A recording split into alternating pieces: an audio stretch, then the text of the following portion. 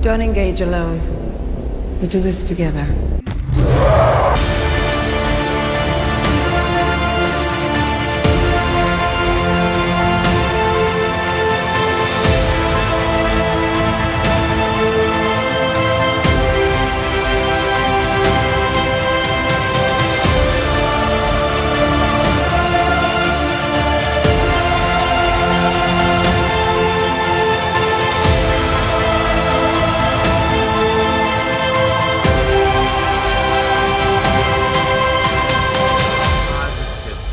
Yeah! Yeah! We got it!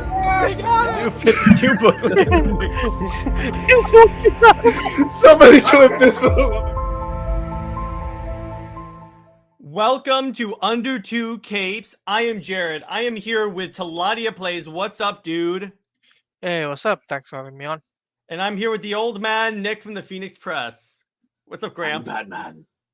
More like Bat Gramps. But anyway, so, well, to quote Nick actually transitions us very smoothly to our topic, which is what Batman means to us. And the reason why I'm doing this is because whenever you do anything Batman on YouTube, it does well. And second off, with the discourse surrounding Suicide Squad, Kill the Justice League, and some people seeing it as a disrespect, what I really got like thinking is about why do people feel this way, and why are people so attached to these characters, which I am too. It's just it's a fun thing to examine. So I think it's safe to say we all like Batman, correct? Oh, he Yeah. sucks. No, but I know, isn't he the worst character ever? Like, what a stupid idiot. So anyway, so we're gonna go around first. I'll start with Nick so we'll go in terms of age. And like, what does Batman mean to you, Nick? To me, here's the thing. I'm not the last son of a dying planet. I am not a Amazonian princess. I will never have a green ring choose me. But what I could be is a billionaire that has a lot of time to train myself. See, out of all the characters of the league, Batman is the one character that anybody could be asked, like, very Let me put it this big way: he's the most realistic of the ones you could possibly become. Because yeah, you're right. There are no Green Lanterns as far as we know. Getting struck by lightning does not give you Speed Force powers. No, it just gives you a weird twitch. Yeah, exactly. It's a lot of you. Oh, I'm not done yet. Oh yeah, go ahead. I'm sorry. And kind of to expand upon that, Batman is a man.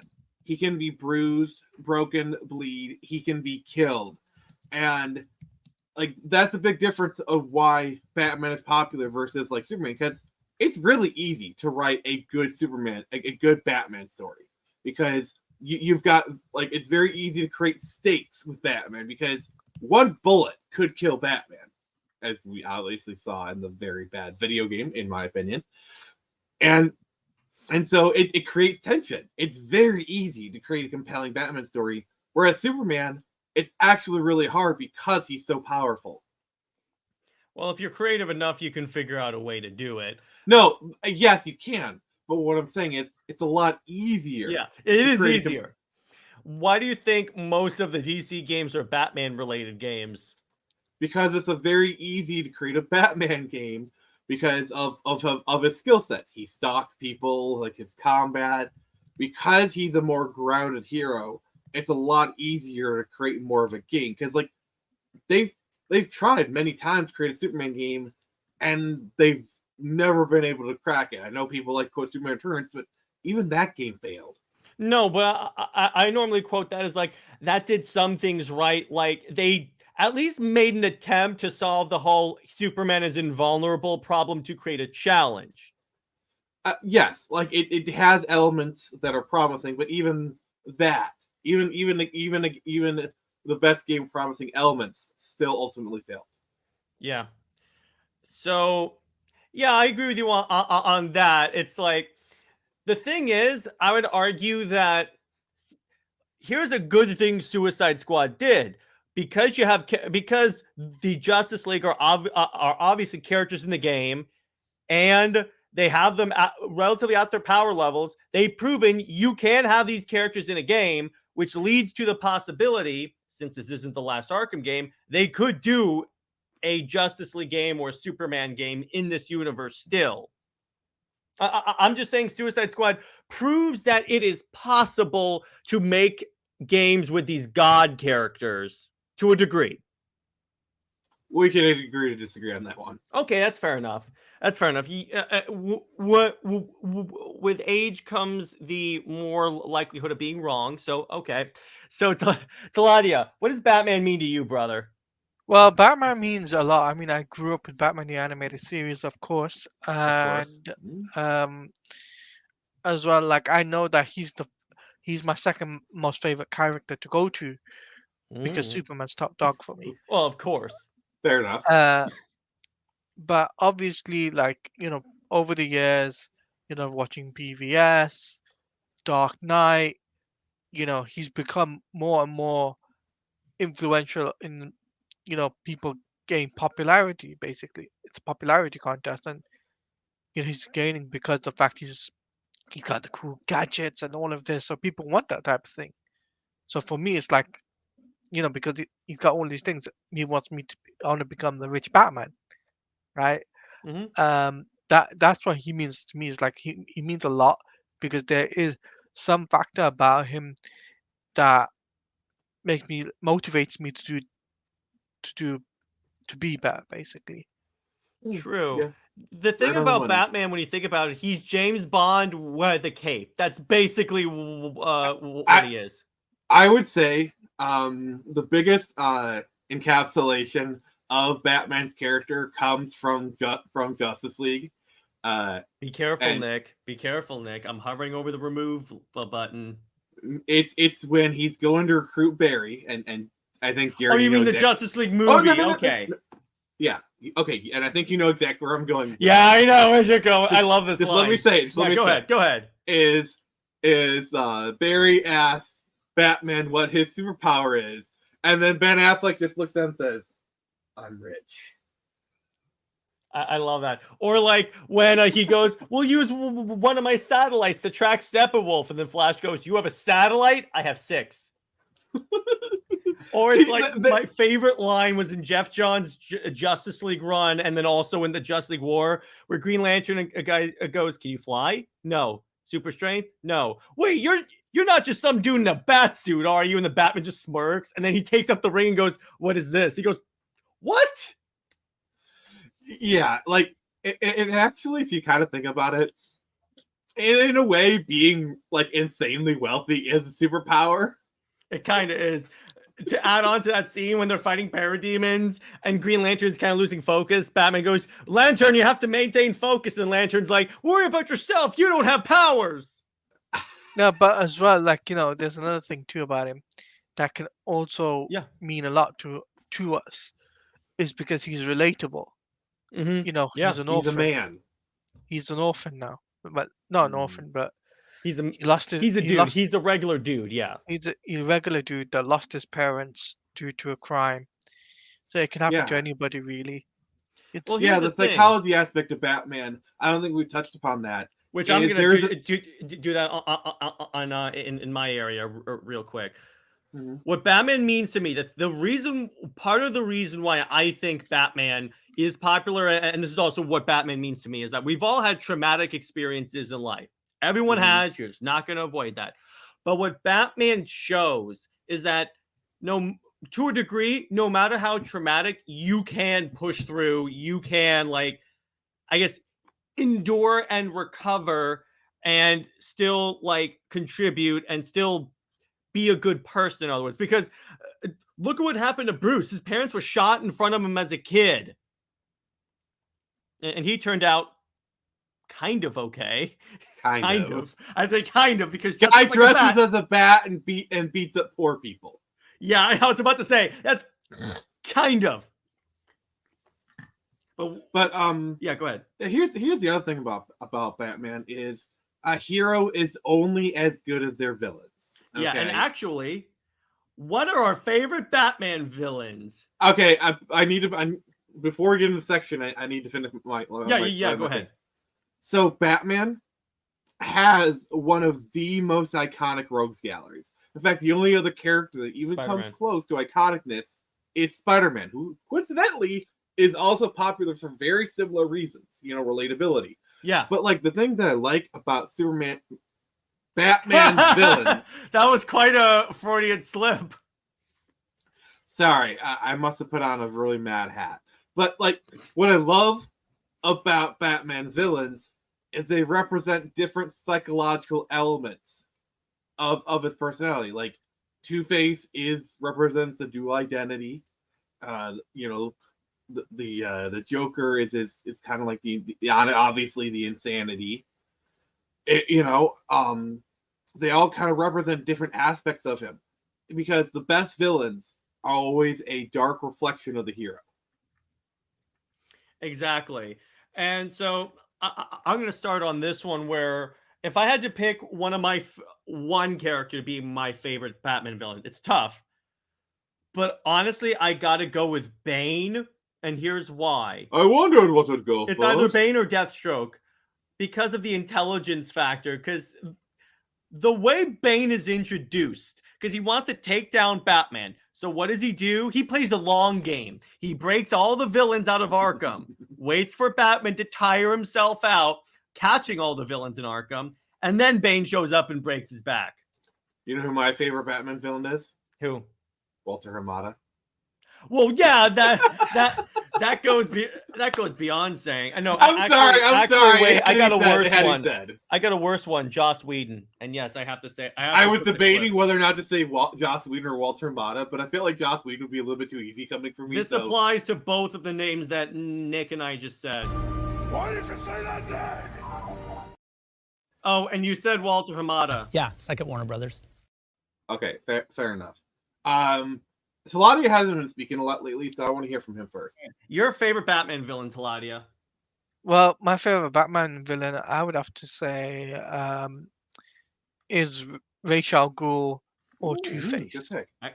Or Two-Face. Both great options. Yeah. Basically, because Ra's al Ghul, because you got the ninja aspect of it, and the League of Assassins. Detective. Mm-hmm. Yeah, and the whole backstory between Bruce becoming Batman was basically through the League of Assassins. So like there's a big connection there. And Two-Face basically because that before he became Two-Face, he was Harvey Dent and he was the district attorney, so there was a bit of a relationship there. That's why I pick him as my favorite. Yeah, him and Bruce were best friends. That's one of the most tragic parts of Harvey Dent, and he didn't even know that what Bruce did at night. Yeah. So Taladia kind of stole my answer for favorite villain, which is Ra's al Ghul, but I do like him for kind of different reasons, so I can kind of expand upon it. The thing that I love is the relationship between Bruce and Ra's is like the most unique out of any of the villains. They have a certain amount of respect for each other. Like it's a certain kind of a bit of a gentleman's game to a degree. Like I love the fact that he always calls him detective, and he says it not in a sneer. It's a title of respect, and I love how it's it's like in Batman and Under the Red Hood, where like he breaks into the compound, and as soon as he gets to Ra's al Ghul, he's like, Batman. It's like he knows why he's here. The information. Well, on that, the other thing that's very cool is that in Under the Red Hood, when this is more in the movie, not necessarily in the comic, but it counts. Where he basically goes, I hired the Joker to distract you. I didn't know what he was going to do to Jason, so I endeavored to give you back something I took. And even Batman says, since when have you ever scowled at taking a life? And he goes, whenever I've killed someone, detective, it's always been for a purpose. Robin dying was not for a purpose. Yeah, and see, that's what I like about Ra's al Ghul is he has honor, a very twisted sense of honor, but he does have honor, and it's like you said, he takes life for very specific reasons. Plus, there's also the kind of aspect of he might not like Batman, but he understands he killed Batman's son. And I think to him, that's a step too far. Because like it would be like if Damian wasn't Batman's kid and he killed Damian. Because Ra's knows Batman would not kill, the son. Like he would never kill Talia. Mhm. He would never actually kill her. Like he knows there's like a boundary there, and like killing the son of your respected enemy is a step too far in his opinion. So he's trying to right a wrong. Yeah. And that's why I like I think the whole changing Jason's backstory to the Lazarus Pit and the way they played it out works perfectly. I think because you can't explain it. Because when someone goes, "How did Robin come back to life?" Well, you see, a variant of Superman punched the wall of reality and it sent ripples. And the most comic book thing ever. That is the most comic book. So Tyler, he's the one who built my website. I went up to him and I explained the story to him, and he goes, "What the hell?" Because, it's the most comic book thing. The thing about that, by the way, it would have been one thing if the punch revived more than one person. Like, it's like he punched the sword so well, but so specifically. Yeah, in a specific spot. Person. It only revived one person. And I'm like, okay. But the Lazarus Pit makes sense because here's the thing. They use something that's pre-existing in Batman's universe. And you can totally see Ra's al Ghul. Like, it's actually fully within character in him to actually have that kind of like a reaction where it's like, that's too far. Because he doesn't allow anyone to use the Lazarus Pit. But to revive Jason in that way, like that kind of twisted logic, it totally seems like something Ra's would do. In the comic, I think it was that Jason, that like the Superman punch, the Superboy Prime punch revived him, and he like wandered for a while, ended up in a hospital in a brain coma. So in the comics, it's actually a different story. Talia went above her father's head to revive Jason because obviously she loves Bruce. Which also makes sense, to be fair. 100%. I like the Ra's version better. Though, to be honest. Yeah, the movie version is way better because first off, again, no stupid retcon punch, but also because here's the thing about that. And Nick, I'm gonna echo what you say because I agree with that. That's the part of why Ra's works the Batman character, because you can kind of take Ra's as like a surrogate father character to Bruce, and I feel like he's always kind of seen Bruce as a son. Yeah, I would agree. Mm-hmm. And I think, and honestly, if you apply that interpretation to the Jason situation, it just makes everything, like it's like you killed your son's son. You mean like Jason may not be his grandson, but it's kind of related in a way. It's like a step grandson. Something. Not only that, adding on to that, even after he says he says as a penance, I resolve not to make war on you anymore. Obviously, that didn't take because actually that was only in the movie too, so we could take it as like it happened in the movie. So even Ray says I'm done screwing with Gotham and you're done. If I were writing it, I would say I'm done with Gotham for the time being, because you can't have Ra's cannot make that kind of promise. That is a bit out of character. But to say he'd lay off Gotham for a time, yes, I could see Ra's doing that. But even Ra's knows he cannot make that kind of promise. Yeah, because his whole goal is to for one thing purify Gotham, but it's kind of his thing as penance. And I am not. I'm going. Sorry, Talati, go ahead. No, it is kind of his thing, but with Ra's, you can never tell his next move. Yeah, that's the other thing. That's the part of Batman that I think he specifically gets, besides the honor, is the unpredictability. Yeah. It's basically Ra's is where Batman got the Bat God powers. Honestly, by the way, if I were writing the movie, what I would have done is I wouldn't have done the I won't wage war. A way to approach it is tell Ra's, as penance, I've released my daughter to you. So she's no longer bound to me. What Batman needs to say to Ra's is, I'm not going to kill you, but I'm not going to save you either. Oh my gosh, that is the crappiest line in any Batman movie. Yes. Okay. Okay, so in fairness, I love Batman Begins. Yeah. and I don't mind that ending, but I will agree it is a bit weak. Like, that ending is a bit weak, and it is tad hypocritical.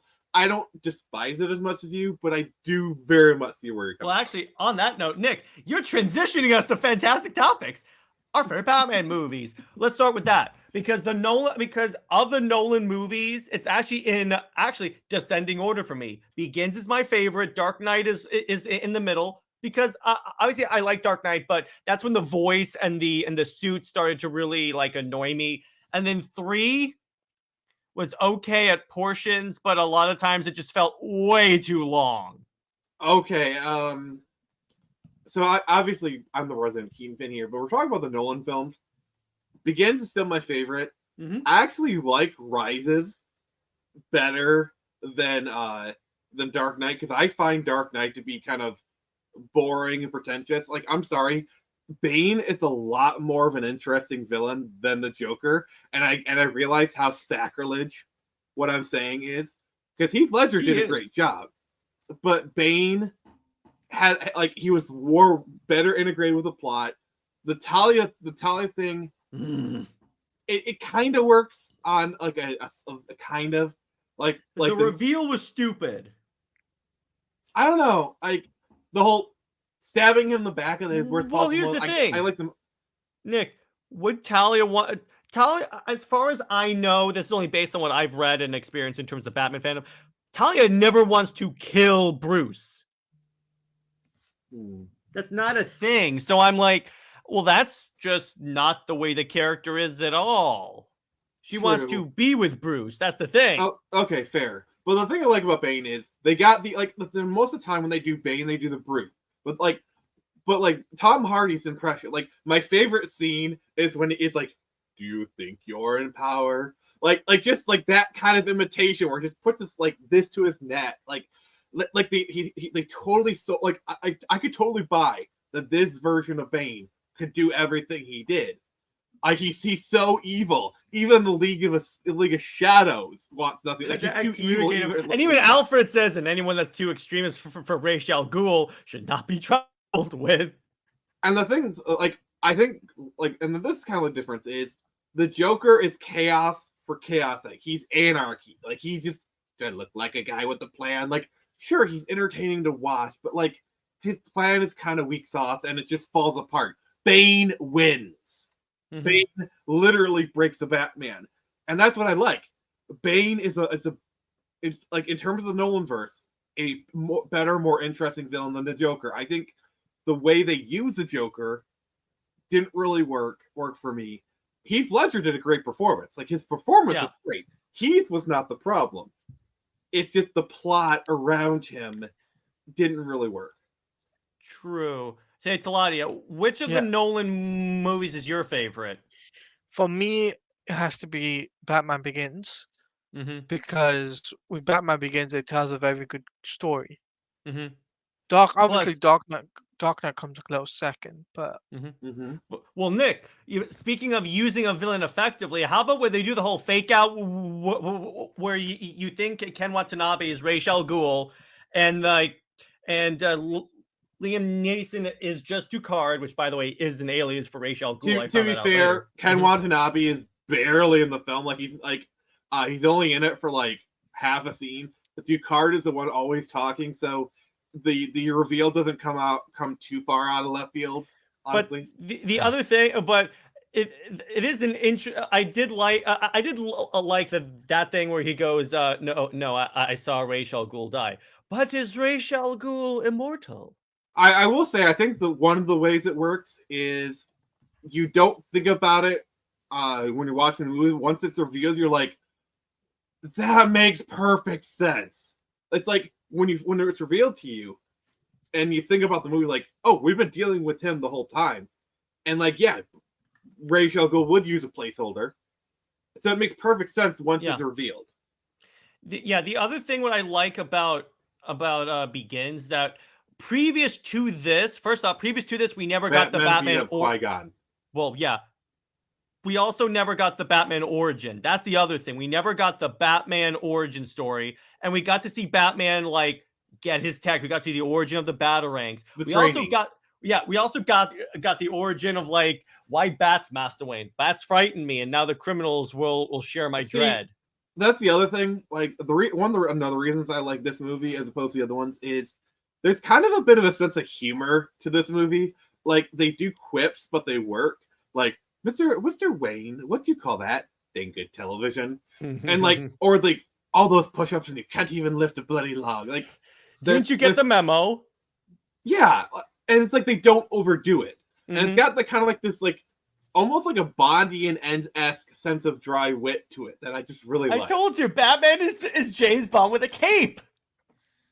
I mean, have you seen Pennyworth? That's basically James. I need to watch Pennyworth, but from what I hear, I mean, it's basically Alfred in the 50s working for the British intelligence. He's basically James Bond. Yeah. So the other thing I like about it is because here's the thing with the voice. In that movie, it's pure Christian Bale doing the voice. In the other two, he did like they did like it in visual effects. That's why it sounds like crap in the. I don't want to. But where's Harvey? Yeah, exactly. But the thing I like about that's how Christian Bale landed the role. They had all the other actors, including Scarecrow's audition to play Batman. It's just Bale was the first one to do like another voice to it, and they're like, "That's a great idea." I gotta be honest with you. Have you watched the screen test? I've seen a little bit of it. See, I gotta be honest. Cillian Murphy, he could have been a pretty decent Batman. He kind of gave me kind of like a he kind of had like a Val Kilmer-esque take on the role. Ironically, because they had them in the Val Kilmer suit. That's the other thing. Like they were in the Forever suit, but like he kind of gave like, and I like Val Kilmer's take on Batman, by the way. Hashtag release the Schumacher cut. And we all know Cillian Murphy is a very good actor. I actually kind of wouldn't have minded Cillian Murphy as Batman. Yeah, to a degree. Now, let me ask you this, Nick, in terms of our, let's talk about Batman 89. And as the resident Michael Keaton fan, here's what I want to ask you, because I've always wondered this. Why is it that people see like Keaton as like this definitive version of Batman? Because here's the thing, when you watch the movie, he doesn't act like comics Batman. So I'm curious about where that idea comes from. Well, first and foremost, the nostalgia of it is a big factor. I'm just gonna get that out of the way right there. For a lot of people, myself included, Keaton was the first exposure to it, and also, I really feel like what the Keaton films did, and to a lesser extent, Forever, I want hashtag release Schumacher cut, is I think the films really actually threaded the line between realism and the comic booky, because those films are very comic booky, but they do it in a realistic manner. But like it's not ridiculous, but it's like serious, but not too serious. I think they kind of like strike a middle ground between the fantastic and the realistic in a way that like none of the other Batman films had. I think the closest we've came is the Batman, but the Batman is more like closer to like the modern interpretation of Batman, like kind of like 2000s 2010 kind of like closer to that kind of Batman in terms of like merging comic books with the realistic stuff. Like the Nolan films are realism, and the Snyder films, while they are a bit more comic booky, still heavily skew into the realism side. Yeah, as real as you can get in a world with gods. But whereas the Keaton films very much kind of like strike that middle ground between the comic book and the realist. And to be clear, I like the Keaton Batman movies like 100% because they're even though they're not the most comic book accurate, they're close enough that I'm satisfied. But they also do like new stuff with the material that it's like. It's like, okay, I can see like where you got this, and this. And here's the other thing, and this is where a lot of modern writers should kind of take notes. Yes, they made a lot of changes to Batman. They deviated a lot from the source material. Dare I say, Tim Burton put his own stamp on the characters. You know, like well, he even said no, he never no. he never read a comic book. Yeah, that too. All these things are red flags for modern day. But you want to know that, like, the dirty little secret? The film still feels like Batman. He still feels like Batman. This still feels like a Batman story. This still feels like you're respecting the source material. Yes, he makes so many changes, but it still feels like The Batman. core of the character, the core of the mythology is there. And again, that's why a lot of those changes I don't mind as much, because like you get the basic idea is all I care Tim about. Burton still respected the character. Even though he had never read a Batman comic, he still got the character. And that's the thing. You don't need to be a fan of whatever, but you need to understand the core of the character. It you know, like it would be like making a Halo show and having Master Chief remove his helmet. So anyway, sorry, as soon as I said Halo show, Jared knew exactly. Yeah. By the way, I also would say I wish we got his Superman movie, Tim Burton, because I think that would have actually been really cool. But anyway, the other see, actually, you know what? I'll go to Ladia. What did you think of the Keaton movies? And then, by the way, after this, obviously, we're going to talk about BVS. So go at it. So for the Keaton movies, for me, it was like the start of the Batman popularity for me. In terms of my favorite Batman film, when I first started watching Batman films, was 1995, Batman Forever, for me, because that was around the time I was able to watch a Batman film. Because I didn't get to see Returns till many years later, maybe 94, 95. That's when I started watching Returns. And then in 97, obviously, was it 97? No, then in 95, Batman Forever came in cinemas or theaters. So I went to see that. Sweet. And Taladia, what is your favorite like interpretation of Batman on screen? Like which who do you think played Batman best? Oh, that's a given. That is, everyone knows what the answer to that is. It's Ben Affleck's Batman. Do you bleed? And let me ask you a follow-up question. Why is that your favorite interpretation? Like, why is Ben Affleck I'll go after best? Ladia because I want to answer this as well. Because for me, it's like the closest thing to a comics accurate Batman we've gotten so far. Because yes, it's dark and gritty, but at the same time, it's the closest thing we had to a comic book accurate Batman film. Sorry, Batman comic. With you know what I mean. First off, he had the endorsement of Kevin Conroy. That should tell you something. Yeah. He said Ben Affleck is the first guy to get both Batman and Bruce. Yeah, what's up? Okay, actually, Jared, we need to do a quick kind of sidestep here. We need to talk about Kevin Conroy because we cannot. Yeah, all right, we might as well. Because I think we'll start with him, and then I'll talk about Afleck. Okay, and then there's one more Batman we gotta mention. Yeah, we will. But I think it's safe to say that I speak for all three of us when I say that our favorite overall Batman, like live action, voice acting included, is Kevin Conroy, hands down, without a shadow of a doubt.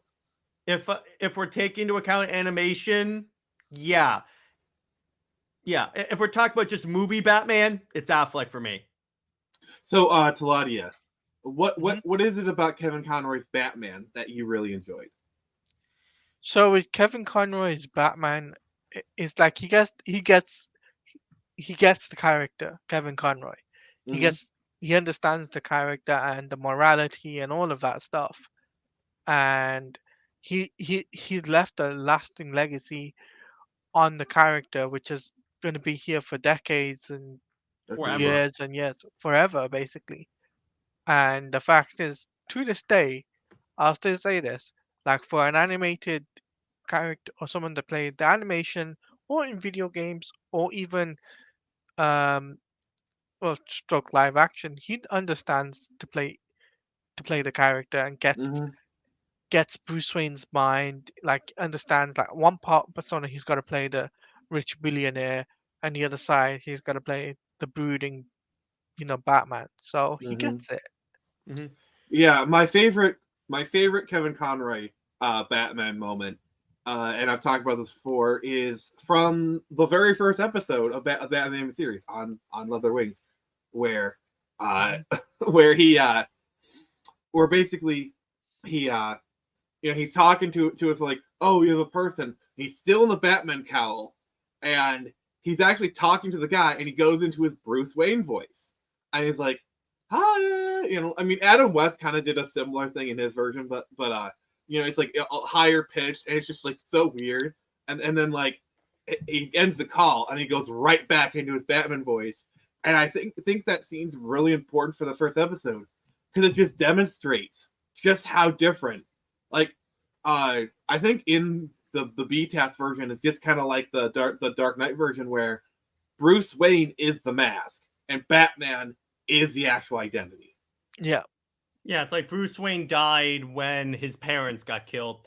Mhm. So, in terms of Conroy for me, it's really that, and by the way, as many times as I criticize the Batman in the Timverse, it's just Bruce Timm. Conroy's a fantastic Batman. I just want to be clear on that. Kevin is not the problem here. Kevin's not the problem. A dude named Bruce is, ironically. So, thing about it, I think, is that, yeah, he got the whole... He was... See, here's the thing. Here's what Kevin was able to do. He was able to do the differentiation between Bruce and Batman, but in a way that it didn't seem like too much. Instead of like having like the regular voice and then, where's the trigger? He kind of like made the Batman voice a little more subtle. So it was kind of... It was less like what the heck is going on here? Yeah, and I don't know if you ever watched Batman the Dark Knight Adventures, like the series of animated shorts they released on DVD, where like they and if you actually watch the commentary, there's a really fascinating bit where like he's voicing a younger Bruce, and he talks about like the process of creating a younger version of the character. Like he says, like obviously the energy, but also the expediency of like just how like it was really fascinating getting into Kevin Conroy's head about how he approaches the character. It was really fascinating, really eye-opening stuff about like how different characters act and like the voices. I just love like a master at work. A master just talking about their craft is just some of the most fascinating stuff ever. Plus the fact, here's the thing you got to understand about Kevin.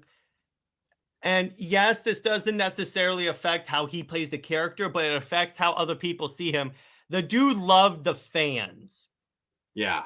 And he understood, speaking of people that understand the character, he understood the effect and he understood what Batman means to us. So he understood, so he always undertook like roles that he thought would respect the character.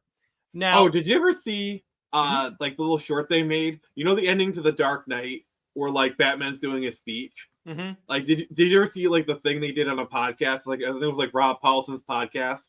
You know, the guy who played where Rob Paulson is playing Gordon, and then he's playing Kevin Conroy's playing Batman. They basically recreated the ending of Dark Knight, but with Kevin Conroy. Yeah, it's cool. So there's one other Batman that we have to talk about before we can get to Afleck. Quick, Robin, to the Batmobile. The most... I thought you were about to play the transition. The most crazy... No, I can't. The most crazy version of Batman ever. Yeah, and the thing about it, I get what they were going for. It was the 60s, brother. It was the 60s, yes, exactly. 60s. Yeah. Well, here's the thing. In their defense, that was kind of comics accurate to a pre-crisis Batman. Yeah, was. and like obviously we look at it now, and it's chintzy, it's cheesy, it's hokey, but there's kind of a certain endearingness to it because, like, they play it straight. Like, yeah, it's all cheesy, but all the actors are just playing this role with sincerity. Because a modern day interpretation of this thing would be like kind of like a wink at the camera approach, like, "Hey, we're along with the joke with you," and but like all the actors, I think that's kind of the magic is that it is completely bonkers, completely ridiculous, but everyone plays it straight. Like it's just like the most normal thing ever to have shark repellent on your belt. The the bat shark repellent. Yeah, it's or like sometimes you just can't get rid of a bomb. yeah, just the way he says it. It's just like complete. Like it's just have a comically large bomb on top of his head, and he just says that. It's like I think that's kind of the hook of the show. That's I also why love it still works today. I also love all the henchmen on the back of their t-shirts. It just says henchmen. I'm like, yeah. Well, like I couldn't figure that one out.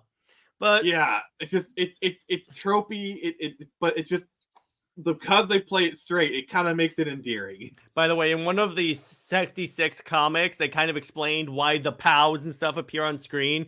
It turns out after all the years of Batman fighting his criminals and being exposed to like their gases in various forms, Oh my god! it kind of it messed with his head, so he actually does see the POW and zaps and stuff. I also like kind of the crap they get past the censors. Like a lot of the Catwoman stuff is, some suggestive things. Yeah. And But, Julie Newmar as Catwoman.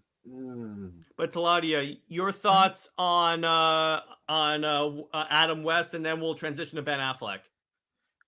Honestly, all I can say is Adam West Batman for its time is very campy. Like my take on it is too campy for me, so it wasn't for me. Yeah, it's not my Batman per se, because it's like, okay, I get it, I understand the historical importance of it, but I'm just like, it's not my favorite thing. So, moving on to my favorite Batman, Batman versus Superman: Dawn of Justice. Now, here's the thing. Wait, I need to do this. Tell me. You bleed. You will. So the thing what I like about this one is it's the Dark Knight Returns older Batman, and he's going through an arc, which again, it would have been, I think people would have accepted the arc more had we gotten a Ben Affleck solo Batman movie before BVS that at least showed the death of Robin and hinted at him going dark. Yeah, and I think here's the thing. So the beginning of BVS has a similar problem to Man of Steel, to where when these characters are digging through, like, one of the problems with Man of Steel is when you have these like, Jenny, we're coming to get you, Jenny. I don't know who Jenny is. I don't give a crap about Jenny. Like these characters are desperately digging through the rubble, and it's the same problem with BVS, where it's like you got this character, where it's like, oh, it's in the office. It's like he said, like if that would have been Dick Grayson, I would have hated that move, but I would have cared. Like I would have absolutely hated Zach for doing that, but I would have cared. I would have cared, like if Dick Grayson was the guy in that office, talking, or Lucius, or even make it Lucius. But well, let's say it's Dick Grayson. I would have hated that move, but I would have cared. And then this is kind of the problem: is you have these characters that like don't care. Like imagine you have a whole movie where you meet these characters, and like let's say like that little girl at the end is actually the daughter of your secretary or Carrie Kelly. Sure. And it's the mother or the father or whatever, and you meet her several times throughout the movie, and then these characters in the end of the movie is the BVS battle, but from Bruce's point of view. Or it's like you have your third act, you have the final battle, and then as an addendum, you have that battle kind of happen afterwards, like the next day or something. It's a kind of a bit of unconventional filmmaking, but it works. And then the final shot is that final shot of that sequence where he's looking up, holding Carrie Kelly. And like you have all these characters that you met throughout the film get killed in that battle. It hits a lot harder. And I think it would actually underscore why he's so laser focused. Plus, with this movie, you can actually kind of like with this hypothetical Batman movie, it would allow Bruce a character arc, a reverse character arc, really. Is he starts out more like he is in Justice League, but then he slowly gets worse. Yeah, exactly. And the other part is, the way that I would do this movie is, I would have this movie play out parallel to Man of Steel. So like you'd see like news reports and whatnot, of like the fight in Smallville and stuff. And like when Zod kind of takes over the thing. basically you're seeing the events of Man of Steel play out from Bruce's point of view, and then that leads into BVS, because I feel like making Man of Steel and Afleck, I don't know, I couldn't, having them be parallel movies makes BVS even better. And I'm not even saying at that point to change anything BVS. I'm just saying this film would make BVS so much better. Yeah, because and it adds on to that. That's the problem with Warner Brothers, is that they want to rush to Avengers. But the point is with BVS, the reason why I like it is, first off, this is the first time live action we're seeing Batman interact with the other superheroes. Like, we see him with Superman and beat Superman in a battle. Then we get quite possibly the scene that sold me on Gal Gadot playing Wonder Woman when he meets her at the party and she goes, "I don't think you've ever known a woman like me." And I'm like, because here's the thing about Diana. Yes, she's like an ambassador of peace, and Jay Heat's here. She also has like, hey, what's up, Jay Heat? She also has like that attitude that Gal Gadot like effortlessly captures. Yeah, that's what I love about Gal Gadot's interpretation of the character, is she sells the confidence of Wonder Woman, like a 5,000-year-old Amazonian warrior that could probably kill every man in this room without breaking a sweat, Bruce included. And she knows it, so she just walks around, she just doesn't care. And Gal Gadot sells that confidence, but in a feminine way. Like, I need to kind of add that addendum. She has that feminine confidence. Like a lot of modern traditions, like they're going to be confident, but in a more masculine way. And it just kind of comes off a little weird. But Gal Gadot comes across confident in a feminine way. Like, yes, she can still kick your butt, but the way she looks at him and smiles and just... When she's fighting Doomsday and she's knocked back, I'm like, and she just smiles, and that is my favorite moment. Improvised. That is the moment. Like, that moment is what sold me on Gal Gadot as a character. Like, when I saw that moment, like, I liked her throughout the movie, but when I saw that moment, I was like, yeah, she's awesome. Yeah, because again, that's totally Diana. If she's in a good fight, she will smile and be like, "Oh, I'm having fun with this." My favorite Wonder Woman line from the comics is when she's fighting Green Lantern and she goes, "This isn't giving me any pleasure." But I'm sure you've heard that one before.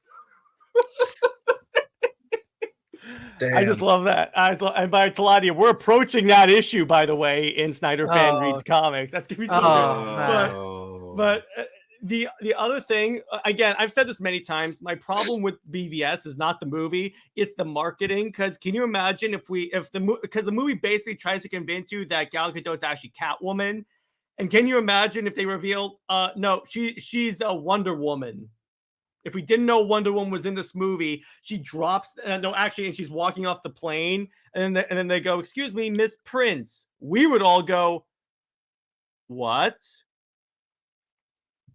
And then she comes down, and we get that epic Hans Zimmer score. Yeah, go ahead. Yeah, I love it. Tina Gal, the electric cellist, just plays it with such intensity. That was the other thing that I was concerned about when I knew Wonder Woman was going to show up. I'm like, okay, so they're going to give her a theme. The thing about Wonder Woman is that I'm wondering what direction they're going to go. They go full like electric cello slash in a way heavy metal. And have you seen the music video? Yes, I have. Here's one of the details I love is like, the Wonder Woman came from clay. So she covered herself in clay as kind of a thing, and like, I love it. Just the attention until to we found out in Wonder Woman the movie that she's actually the daughter of Zeus. Yeah. See, but, my interpretation speaking, it's is a good that cover story. Yeah, it is. You know that my headcanon, my preferred version of Wonder Woman is she was made from clay, but she was brought to life by Zeus's lightning. So she is both brought from clay and the daughter of Zeus. You could do that. So Jay Heat, since you just came in, like, what's your favorite Batman movie? Are we counting animation or live action? Live action. Okay, live action. I got to go with Batman 89. Ooh. So you two, so you and Nick are the oldies. Burst! You guys are the oldies. Are you sure it's not? You want to get nuts? Come on. Let's get nuts. I But mean, if you want me Jay to get Heat, nuts, I can go get nuts right now. by Jay Heat, are you sure you're not talking about the 1966 movie? What does Adam West have to do with this? That's silence. I'm talking about your favorite Batman movie. Oh, I'm not Ian. But what are your thoughts on BVS as a Batman movie, Jay Heat? As a Batman movie, it works, but let's be honest, Dawn of Justice is mainly a adaptation. It's mainly set up for Justice League because they were just rushing it, trying to catch up to Marvel. Let's be honest with ourselves. Mm-hmm. Well, Like yeah, you were trying to adapt mostly Death of Superman, The Dark Knight Returns, and an 11th and a Trinity movie or a Trinity fighting sequence at the very end. Even if you factored the Ultimate Edition, which is better, by the way, that actually saves the script. Even if you factor the Ultimate Edition, it just wraps up the subplot with the overall mystery of what happened in the Middle East and that in the frame job that Superman goes through. Other than that, the movie is exactly the same. It's just a bit more coherent. But as a Batman movie, it's serviceable. If you're not going to give Batman a solo movie within the DCEU, it's serviceable. how about you, Taladio? For like In favorite terms of Batman film? your thoughts on BVS? Well, BVS for me is one of the greatest Batman films ever produced, right? And honestly, it tells a story that I think can live up to the name BVS, Batman versus Superman, right? Because you got Batman, you got Superman, you got Lex Luthor. Mhm. Come on. Who does not like the fact that you got Batman and Superman fighting against each other, and you got the criminal mastermind Lex Luthor? And let's not forget, we got the first live action. I mean, he just loves bringing people together. yeah. I'm sorry. Yeah. I love that line. And then let's not forget, we got the first live action showing of the Trinity fighting side by side, which, by the way, when you read that, it's kind of funny. Deborah Snyder in like the behind the scenes book for BVS said, yeah, so we have Batman, Superman, and Wonder Woman together in a movie. There has to be at least one shot where they're all suited up and they're side by side. It's like, you cannot have that and not have that show up. Also, can we just take a moment? You remember that like short where like they did like a parody of like the meeting scene, and then Will Arnett was there with like the Lego Batman. Oh, the best part, Will Arnett got the last laugh because his movie actually did the best. And it was kind of funny. I also love where Afleck and Colbert and like I think it was Colbert. It was Jimmy Kimmel when Affleck and Kimmel go in unison. No one cares about Lego Batman, and then Will Arnett says, "Ask your children if they care."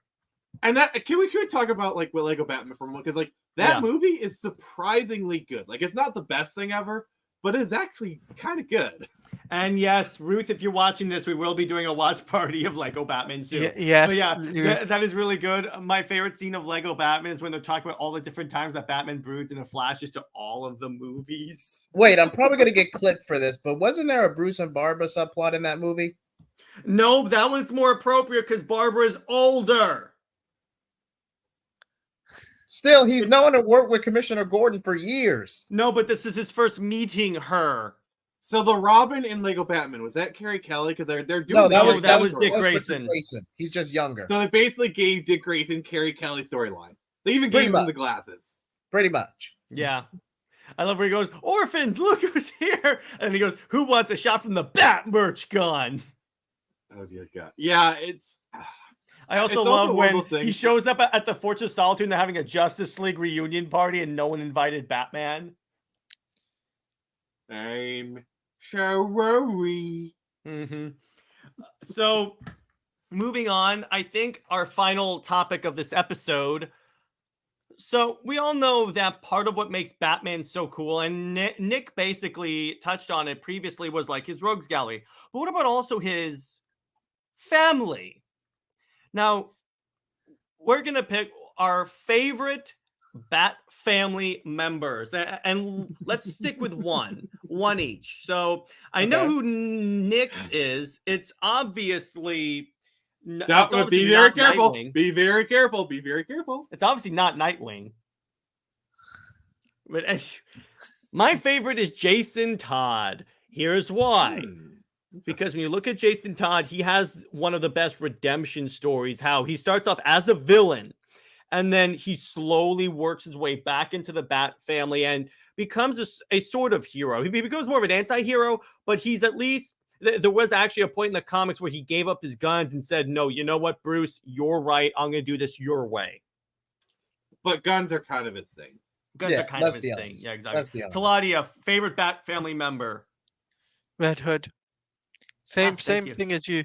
Same thing reason for you as you, because one point he was an anti-hero, had guns, and then it didn't work out for him, and he followed Batman's method and it worked out. Mm-hmm. Yeah, Simple as. that works. Mine's a tie between Tim Drake and the Duke. Duke Signal. Or the reason I say that because the Signal had a lot really of... a Bat family member because no one ever references him. He's an extended. I don't even know who that is. He's from Zack Snyder's run. No, Scott Snyder, not Zack Snyder. I wish Zack Snyder wrote a Batman series. But yeah, he's an extended Bat family character. He's made appearances in The Outsiders, and I believe he's teamed up with Batwoman once or twice. But anyway, he's more of an extended Bat family member. But with Tim Drake specifically, he was the Robin of a generation. He replaced Jason. He became the titular Robin of a generation. He is. Sorry. Go ahead, G. And even if you compared, and no, in my opinion, he was not snubbed by Damian Wayne. Richard Grayson, Nightwing, offered him an opportunity to move on with his life or rebrand if he wanted to continue. But Tim was an angsty teenager who didn't understand his brother's wisdom at the time. And Damian, being the petulant 10-year-old that he was back then, pretty much rubbed salt in the wound the first chance he got. Because let's be honest, Damian was a bit of a little shit back then. I kind of disagree a little bit because, like, for me, Tim Drake is basically his middle child syndrome. Yes. Middle child. Was that? Oh, sorry. That was more towards me, Nick. Please continue. All right. But yeah, Tim Drake is basically the middle. He's kind of like the middle child of the Robins, and I do feel like he was like the whole Red Robin storyline is he wasn't consulted about the changing of thing. Like he just shows up, and someone else is Robin, and Dick is like, you can still change, like still title. Like it's just the fact that he wasn't even thought about, and like Tim thinks Batman is still alive. He was right about that, by the way. Yes. Well, the other thing, Nick, it got kind of worse because when Damian shows up, he just beats Robin up and takes the suit. It's not like like Tim said, okay, you know what, you can be Robin, though. No, the identity was literally ripped from him. That's why I don't like the early version of Damian. I hate the early version of Damian. He got better. To a point where I actually did like him. But that early snot-nosed punk and the way they wrote him is infuriating to me. Well, we factor in terms of when Grayson made him Robin or when he sucker punched Tim off the T-Rex and then stole Jason's memorial tunic. To Tim off the T-Rex. No, I think he took it from Tim, I think. He took the suit from Tim. Pretty sure that was Jason's memorial tunic in the Batcave. Because Tim's tunic would have been too big for him. But so would Jason's. And that's the problem. Him taking Jason's tunic is highly disrespectful. That's like, even worse when you think about it. Like him beating up and taking Tim's suit, it's bad, but that's one thing. But like taking Jason's suit it's just straight out disrespectful. Like that is like, like that's kind of like a few notches above. Like I don't have to like the way he did with Tim, but I can kind of understand it. To Jason, that's kind of like monstrous in a way. Because remember, when they return to the Batcave and Alfred is patching Tim up, he's still in his Robin suit. So I always assumed that Damian just stole Jason's Robin tunic and stuffed it over his ninja attire. Well, the point is, either way, Damian takes the Robin identity away from Tim, which I agree with Nick. That is just really, really, really bad. It's like, yeah, and the thing that where like I like my thesis of like Tim being the middle child. Dick just goes along with it. Like he tries to like placate it. It's very much kind of like a middle child kind of thing, and I think that really works well with the story. Mm-hmm. So, all right, it's Nick's turn. Who's your favorite Bat family member, and why is it not Nightwing? You really stole the thunder because I was gonna do like a joke answer, but you really kind of like pulled the rug out from under me. I was gonna say like Kate Kane, but you know. You're welcome. You're welcome. But But Kate no, Kane it's from the Nightwing. TV show is what you mean. Yes, because when she wears it, it's perfection. I But can no, only make it actually, through one episode, but all right, My go ahead. favorite Bat family character is Screecher. Sorry, I had to mention Screecher at least once in this episode. So Yeah, it's like the Zack Snyder thing. Go ahead. the obligation, yes. So it's Nightwing. It is obviously Nightwing, and to me, Nightwing, I relate a lot to his story, to where he was Robin, and then like he got too big for Batman's shadow, and then he left the nest and kind of became his own person, and he still works with the Bat family, but he's still him. He's still Nightwing. Notice now he's not Batwing. He's Nightwing. He is his own identity. Like Dick can totally remove himself from the Bat family and still be Nightwing. Like he doesn't even wear the bat symbol. He is his own person. And he grew out like he grew up, like he was Robin, Batman's sidekick, and that's kind of something I can relate to. Is like I grew up, like, oh, you're so and so sister, oh, you're so and so son, like that kind of stuff, and it's grating. And so I left my nest and I became my own person. And so like I just see a lot of myself in J Heat. Shut the duck up. Actually, Doesn't they make it did any less let true. that happen. As a matter of fact, they did let that happen. Just want to let you know that. Dude, But I Cameron think doesn't even in count death that. metal, they got married. Wait, I thought that was Richard and Batgirl, not Richard. I and knew there was a Starfire. reason I No didn't one's like like death Richard metal. and Batgirl. Yeah, it was that, and then they're together in the current Tom Taylor Nightwing run. You know what so- also happens in death metal? What?